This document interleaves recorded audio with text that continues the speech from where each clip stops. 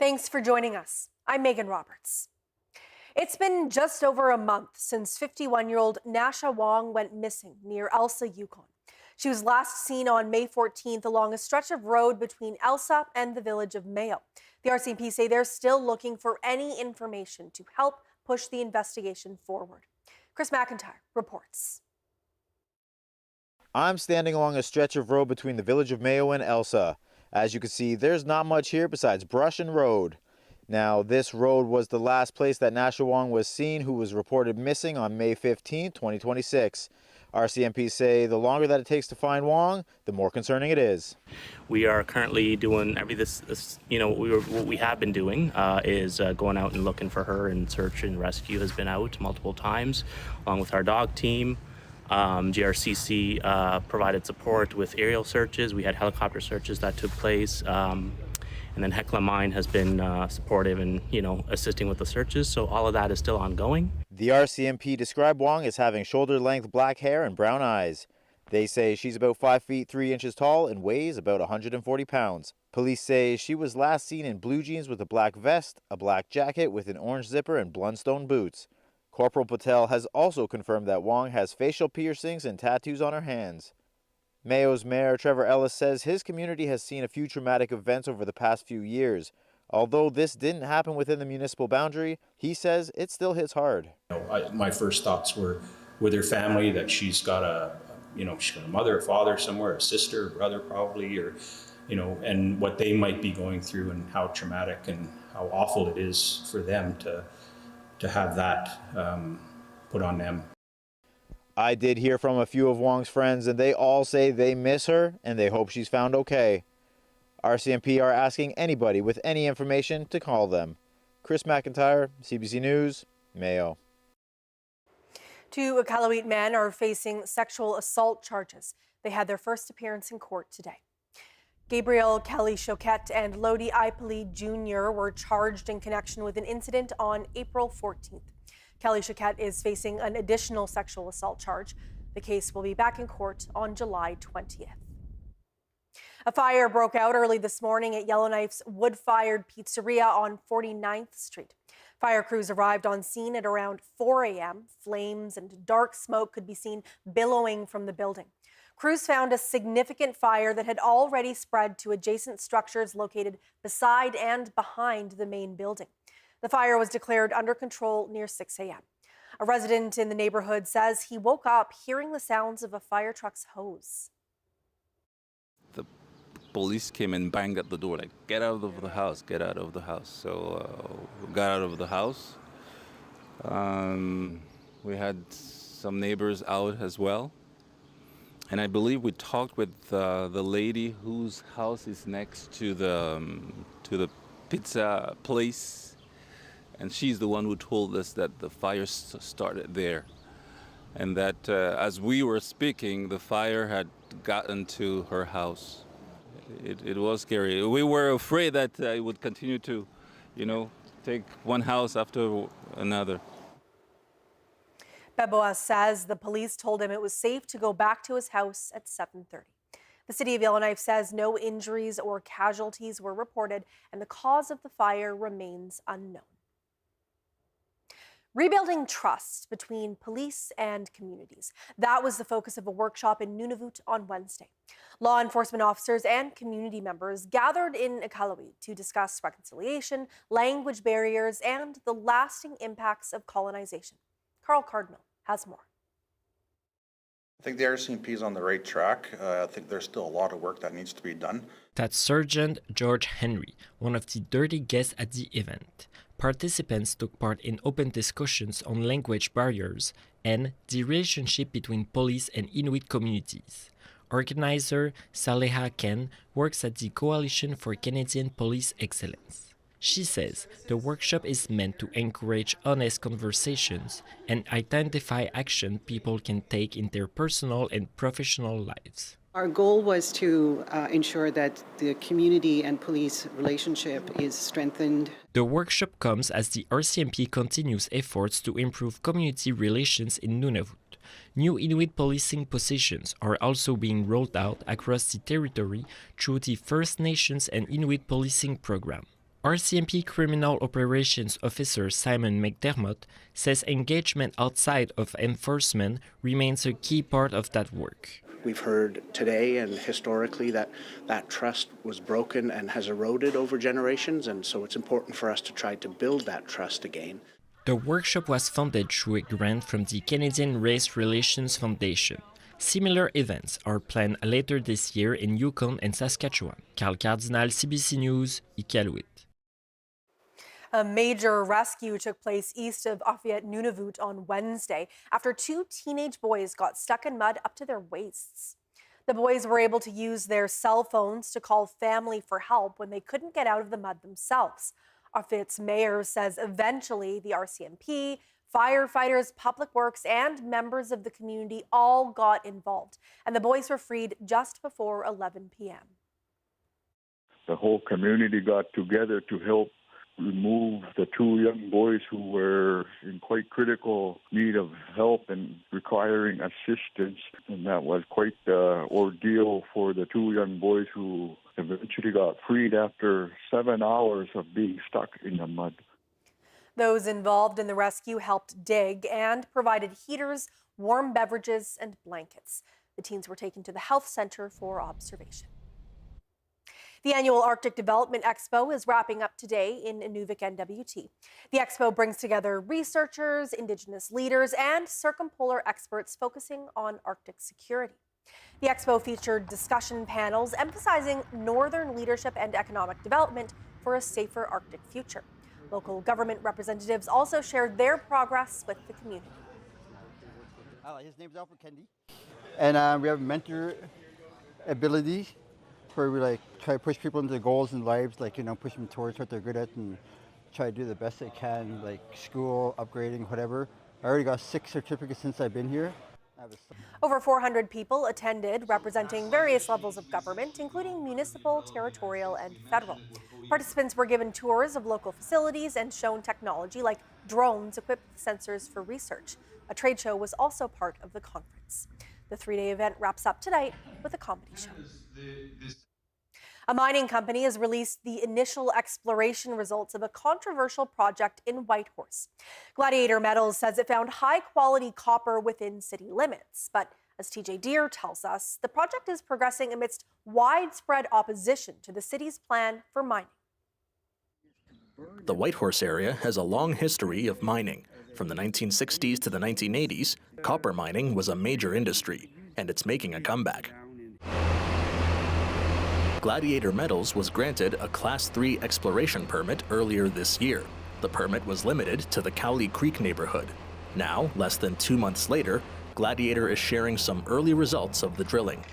Of the 29 holes, Gladiator says high-density copper exists in 11 of them.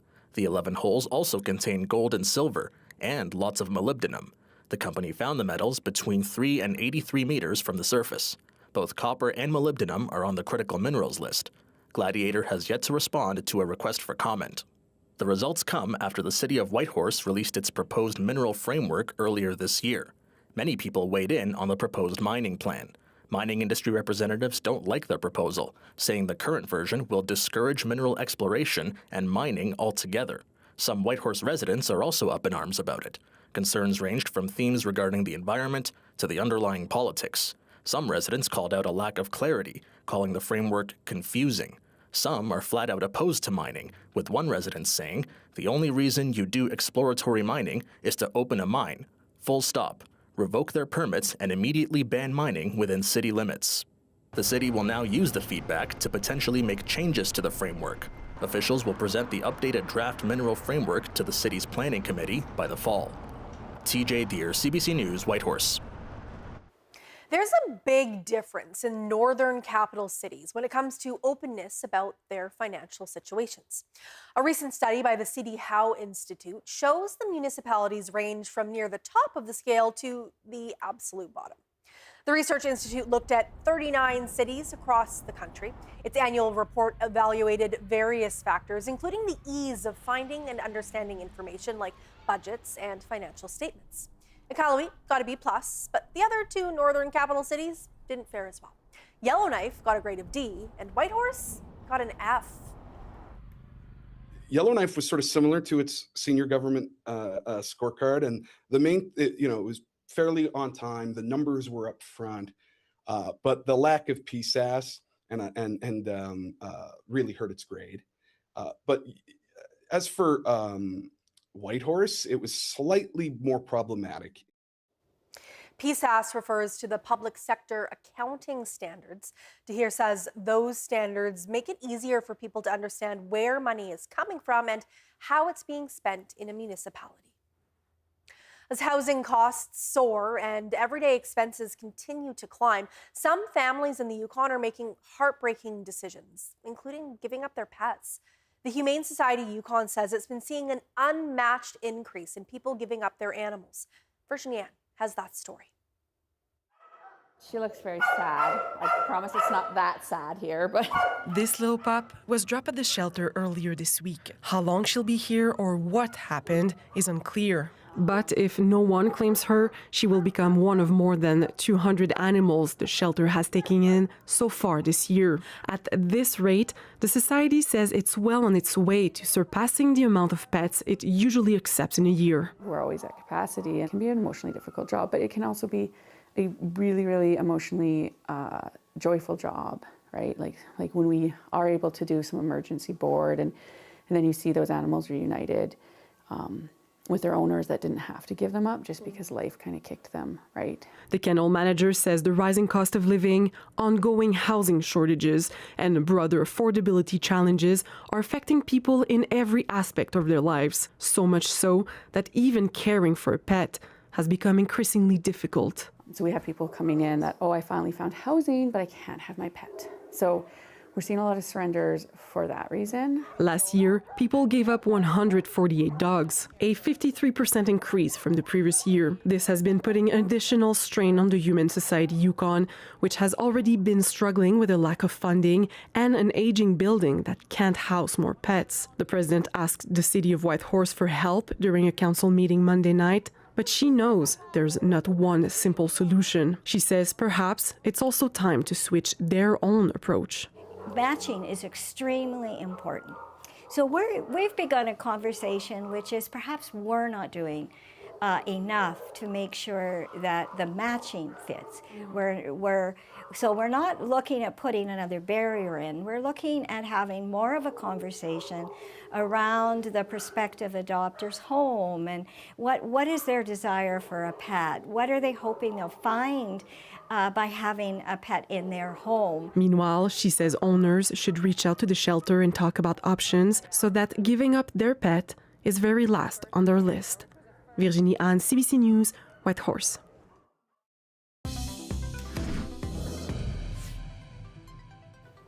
Hundreds are gathered in Yellowknife right now for the 20th North American Caribou Workshop. On Wednesday, we brought you a conversation with the conference's co-chairs, and tonight we have more voices. Two people who presented at the conference. They reflect on their relationships with caribou and the role Indigenous knowledge needs to play.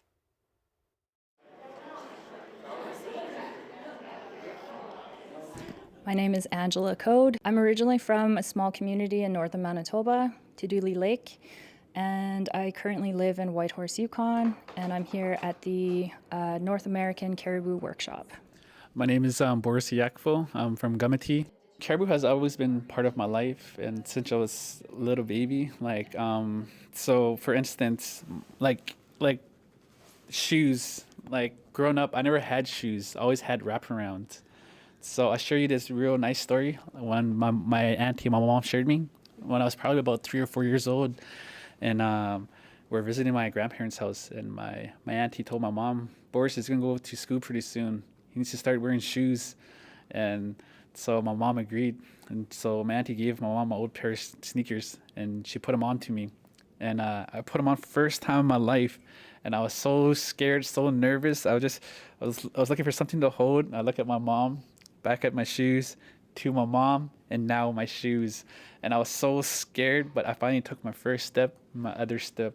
And that just shows you how important caribou is to me, because I was wearing it on my feet that day. Well, growing up in northern Manitoba, in Tuduli Lake, there's always caribou around, and hunting is just a part of our life. And so yeah, from a young age, I was out on the land and I started with small game.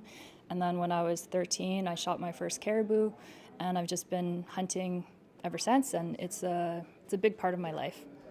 As a youth perspective, I would say that caribou has always been important to us, and they will always be important no matter what. They're in our lives, and my elders always told us that the caribou was put on the earth for us by the Creator. So it's for them to feed us, but we also have to take good care of them. Well, as Saisi Dene people, we are caribou people. You know, it's our main source of food, and you know, it's been that way for thousands of years. And so there's a long-standing relationship with caribou. And for me to be a hunter today, it's just a continuance of that relationship, and as part of that culture. And it's more than just like harvesting for the meat, because I'm also a hide tanner and a tool maker. I save all the sinew from the backstrap and the tendons, and I make hoof rattles and like different bone tools. And so I see a lot of value in the resourcefulness of my ancestors, and I just want to continue that on. In the presentation that I spoke at yesterday, I brought up the fact that my people, the Saisi Dene, were forcibly relocated from their homelands in Little Duck Lake in 1956, and that was based on a survey conducted by caribou conservationists. And they made a claim that there was a caribou crisis, and that stirred like the movement to relocate our people. And my mom was a little girl when that happened, and so her and my grandparents and all my aunts and uncles were moved to Churchill. And then after that, it was discovered that there was no caribou crisis and that it was just a miscalculation in their counting. And so I think that it's really important that, you know, Western science, conservationists, those who work with caribou also work alongside with Indigenous people. And it's not just consultation, but it's true partnership. And there's equal power in the room. What I learned is that everyone really loves caribou, and we have such deep respect and love for caribou because, you know, they've been there since time immemorial, and they're there for our survival, and we just got to take great care of them and not to like go into their cabin grounds, and we got to respect it, because I was told by one of my elders and from Nunavut that the cabin grounds is like a hospital, so we had to treat it like one.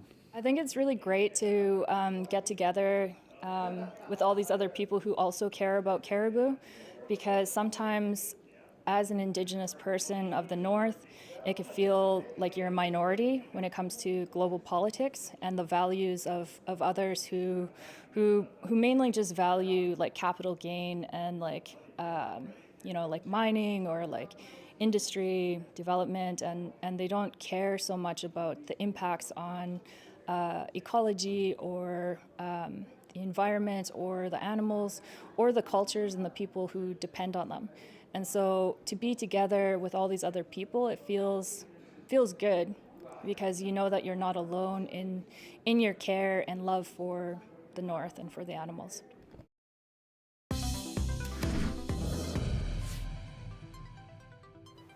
After months of water woes, Joe Haven's water main line has been fixed. The hamlet is sharing these images of the repair. It says the fix is a step towards returning to normal. Problems began in January when a leak was detected in the water line between the community's water treatment plant and pumping station.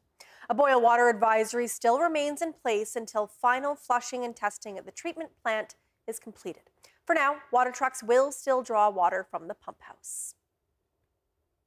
It's an announcement that's making waves across Canada. After 74 years, NHL games will no longer be televised on the CBC.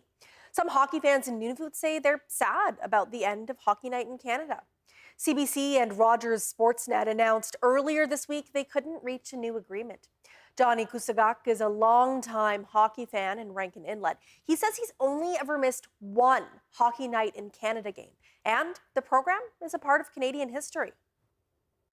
CBC, when it became available in the North, that's all they had was that channel. And it's sad to see, like, I know everything comes to an end, but it's one of CBC Hockey Night in Canada on Saturday is something I think Canadians can be proud of, and also CBC should be proud.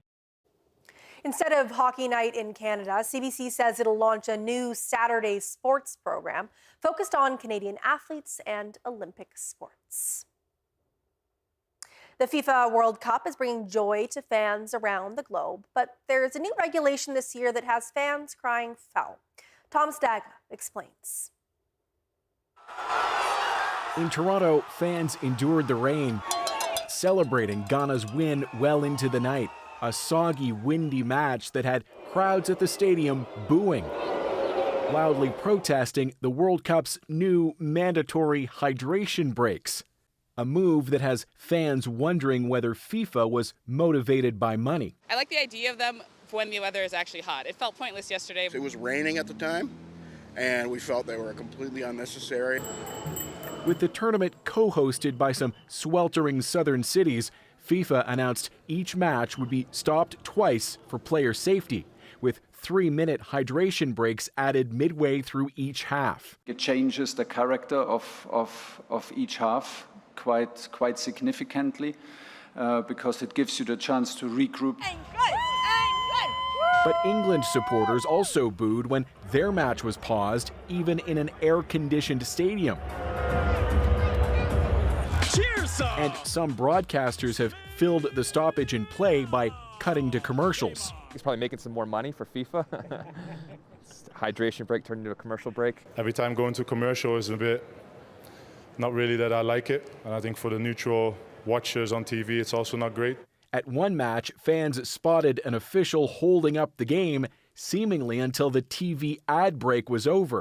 Critics call it the Americanization of soccer, splitting matches into 4 quarters, NFL style, instead of allowing tension to build through each 45-minute half. It's okay. You can use the bathroom, I guess, quickly. Bathroom break. FIFA has only confirmed the hydration breaks will go on for every game this tournament. There's no word yet on future events, like next year's Women's World Cup in Brazil. Thomas Dagg, CBC News, Toronto.